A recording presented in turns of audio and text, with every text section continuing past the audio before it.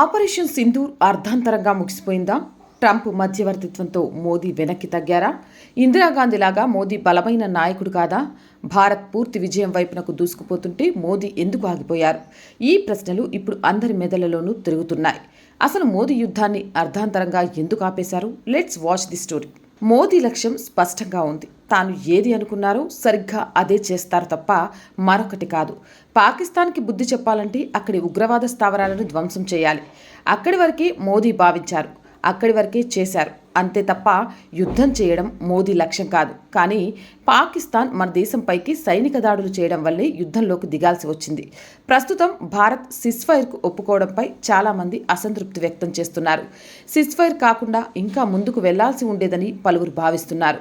పాకిస్తాన్ని పూర్తి స్థాయిలో దెబ్బతీసి ఉంటే బాగుండేదనేది అందరూ అనుకుంటున్నారు. కానీ ఉన్న పలంగా ఘర్షణా వాతావరణానికి తెరపడింది. ఇరు దేశాలు శాంతి చర్చలకు తెరలేపాయి. పాకిస్తాన్ భారత్ వద్ద చేతులెత్తేయడం, అందుకు మన దేశం ఒప్పేసుకోవడం, మధ్యలో పానకంలో పుడకలాగా ట్రంప్ మహాశయుడు జోక్యం చేసుకోవడం అన్నీ చకచకా జరిగిపోయాయి. పాకిస్తాన్ ఆట ముగిసిందనుకున్న వారందరికీ ఇది అస్సలు గిట్టడం లేదు. అయితే ఇదంతా ఎందుకు జరిగింది?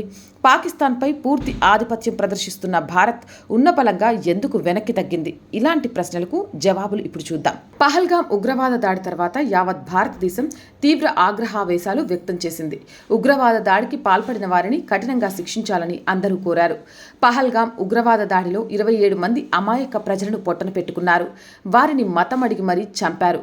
కనికరించమని వేడుకున్నా వదల్లేదు. భార్యలను కాకుండా భర్తలను మాత్రమే చంపి వారికి జీవితాంతం నరకాన్ని ప్రసాదించారు.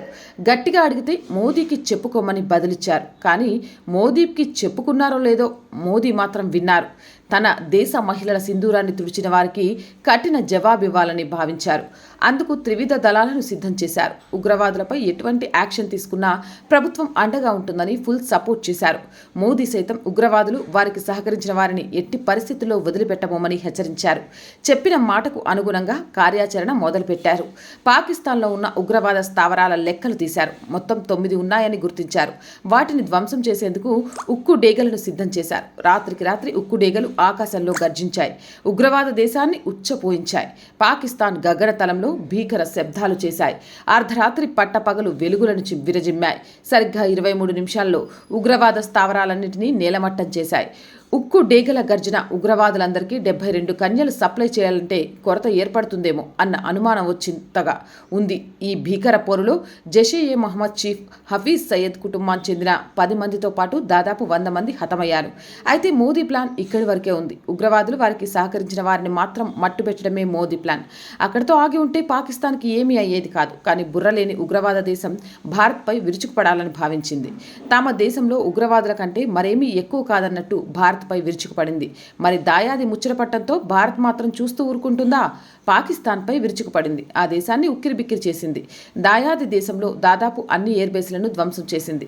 తనకు ఉన్న ఎయిర్ బేస్లన్నిటిపైన విరుచుకుపడింది. మన బ్రహ్మోస్ మిసైల్స్ పాకిస్తాన్ని వణికించాయి. అటు నేవీ సైతం ఉగ్రవాద దేశంపై విరుచుకుపడింది. తన వంతు కరాచీ పోర్ట్, ఆర్మార్ పోర్టులపై విరుచుకుపడింది. ఉగ్రవాద దేశపు ఆర్థిక మూలాలపై విధ్వంస రచన చేసింది. ఒక కరాచీ పోర్టులో దాదాపు దాడి వల్ల పాకిస్తాన్ స్టాక్ మార్కెట్ మొత్తం కుదేలైపోయింది. చిన్న దేశంలో కరాచీ పోర్టే స్టాక్ మార్కెట్కి దిక్కవడంతో సెన్సెక్స్ కుప్పకూలింది. ఇప్పటికీ అడుక్కు తింటున్న పాకిస్తాన్కి మరింత దెబ్బ తగిలింది. మనిషికో మాట గొడ్డుకో దెబ్బ అంటారు. పాకిస్తాన్కి 2 వర్తించవు. గొడ్డైనా 2 దెబ్బలు కొడితే ఊరుకుంటుంది. కానీ పాకిస్తాన్ మాత్రం అలా కాదు. ఎన్ని దెబ్బలు తిన్నా దాని ఆశ చావదు. అందుకే ఇంతగా తన దేశం నష్టపోతున్నా యుద్ధాన్ని మాత్రం ఆపలేదు. కానీ ఒకే ఒక్క కారణం చేత భారత్తో కాలబేరానికి రావాల్సి వచ్చింది. భారత ఆర్మీ పాకిస్తాన్పై దాడి చేసినప్పుడు చాలా వ్యూహాత్మకంగా వ్యవహరించింది. ఆ దేశంలో స్ట్రాటజిక్ పాయింట్స్ మాత్రమే గురిపెట్టింది. కరాచీ పోర్ట్, పాకిస్తాన్ ఎయిర్ బేస్లు, ఎయిర్ డిఫెన్స్ వ్యవస్థ, డ్రోన్ను ఉపయోగించి వ్యవస్థలన్నింటినీ చూసి పకడ్బందీ ప్లాన్తో దెబ్బతీసింది. అయితే ఇక్కడే మరో వ్యూహాత్మక ప్లాన్ కూడా ఉంది. పాకిస్తాన్లోని వ్యూహాత్మకమైన నూర్ ఖాన్ ఎయిర్ బేస్ పై భారత్ దాడి చేసింది. ఈ ఎయిర్ బేస్లోనే ఉగ్రవాద దేశపు రహస్య అణ్వాయుధాలు దాగి ఉన్నాయనే వార్తలు వినిపిస్తున్నాయి. భారత్ చేసిన దాడిలో ఈ అణ్వాయుధాలకు కాస్త ఇబ్బంది కలిగిందనే వార్తలు వినిపిస్తున్నాయి. క్షిపణి దాడిలో అణ్వాయుధాల వద్ద చాలా హీట్ వచ్చిందని, తద్వారా ఆ ప్రాంతమంతా రేడియేషన్ వ్యాపించిందన్న బదనాలు ఉన్నాయి. వీటిని ఇప్పటి వరకు ఎవరూ ధృవీకరించలేదు. పాకిస్తాన్ ఎలాగో దీన్ని అంగీకరించలేదు. ఈ విషయాన్ని ధృవీకరిస్తే తన అణ్వాయుధాలు ఆ ప్రాంతంలోని దాచిపెట్టినట్లు స్పష్టం చేసినట్లవుతుంది. అందుకే తేలికుట్టిన దొంగల కిమ్మన అనుమానకుండా కూర్చోవాల్సిన పరిస్థితి ఏర్పడింది. దీంతో పాటు తమ దగ్గర అణ్వాయుధాలన్నీ డంబీకాలకు పోతున్న పాక్కు వాటి సామర్థ్యం ఎంతో తెలిసిపోచ్చింది. తమ దగ్గర ఉన్న క్షిపణి వ్యవస్థతో భారత్ పైకి అణ్వాయుధాలు ప్రయోగించలేమని నిర్ధారణకు వచ్చింది. దీంతో తమ దేశంలోని అణ్వాయుధాలను గనక స్థావరాల్లోనే భారత్ పేల్చేస్తే అది తమకే తీవ్ర నష్టాన్ని కలిగిస్తుందని పాకిస్తాన్ భయపడింది. దీంతో ఎలాగైనా భారత్తో యుద్ధాన్ని ఆపించి వేయాలనుకుంది. వెంటనే భారత్తో హాట్లైన్లో కాంటాక్ట్ అయింది. పాకిస్తాన్ డీజీసీఎం భారత డీజీసీఎంతో మాట్లాడారు. దాడులు ఆపండి మహాప్రభు అని వేడుకున్నారు. దీంతో భారత్ కూడా అంగీకరించింది. యుద్ధం చేయడం భారత్ నైజం కాదు, శాంతి చర్చలే మన దేశ విధానం. అందుకే క్షమించండి మహాప్రభు అని కాళ్ళబేరానికి వచ్చిన వాడితో యుద్ధం చేయడం భావ్యం కాదని ముగింపులకు ఒప్పుకుంది. ఈ మధ్యలో పానకంలో పుడకలాగా అన్నంలో అడ్డొచ్చే రాయిలా ట్రంప్ దూరాడు. ఇరు దేశాలు సిస్ఫైర్కు ఒప్పుకున్నాయని, అందుకు తానే మధ్యవర్తిత్వం వహించానని ట్రంప్ మహాశయుడు ప్రకటించాడు. అయితే దీన్ని భారత్ ఇంకా ధృవీకరించలేదు.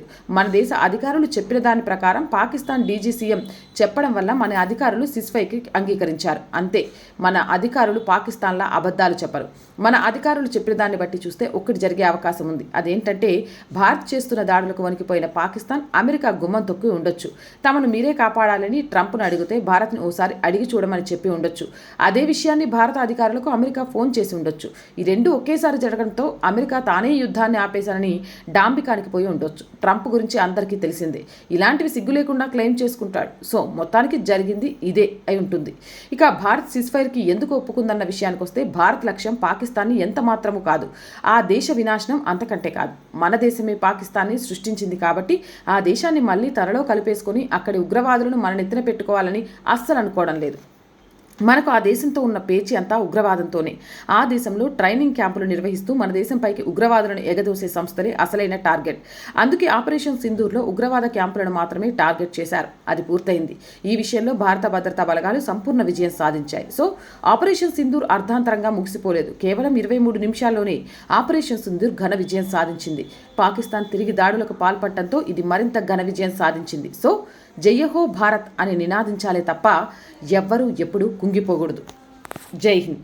వీడియో చూసిన వెంటనే సబ్స్క్రైబ్ చేశారా లేదా అనేది చెక్ చేయండి.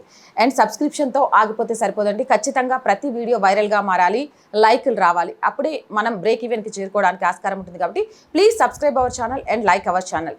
ఆర్థికంగా ఆర్ వాయిస్కి చేయుతగా నిలవండి. మీరు చేసే ప్రతి చిన్న సహాయం కూడా ఈ ఛానల్ని నిలబెట్టుకోవడానికి మేము చేస్తున్న ప్రయత్నానికి అతిపెద్ద సహాయం. సో ప్లీజ్ ఆర్థికంగా సపోర్ట్ చేయండి. చేయాలి అనుకునేవారు సబ్స్క్రిప్షన్ పక్కనే జాయిన్ అనే బటన్ ఉంది. 1 to 5 లెవెల్స్ ఉన్నాయి. ఏదో ఒక లెవెల్లో సపోర్ట్ చేయండి. లేదా స్క్రీన్ మీద గూగుల్ పే, ఫోన్పేతో పాటు అకౌంట్ డీటెయిల్స్ కూడా ఉన్నాయి. ఆ రకంగానైనా సహాయం చేయొచ్చు. వ్యాపార ప్రకటనల ద్వారా కూడా ఆర్ వాయిస్కి అండగా ఉండొచ్చు. మీ వ్యాపారాన్ని పెంచుకోవచ్చు. వ్యాపార ప్రకటనల కోసం 8328500576 నెంబర్ని సంప్రదించండి. సమస్య ఏదైనా, ప్రజా సమస్యలు మాత్రమే మీ గొంతుకను మా గొంతుకగా వినిపిస్తాం. 8328500576 నెంబర్కి వాట్సాప్ ద్వారా తెలియజేయండి. జై హింద్, జై భారత్.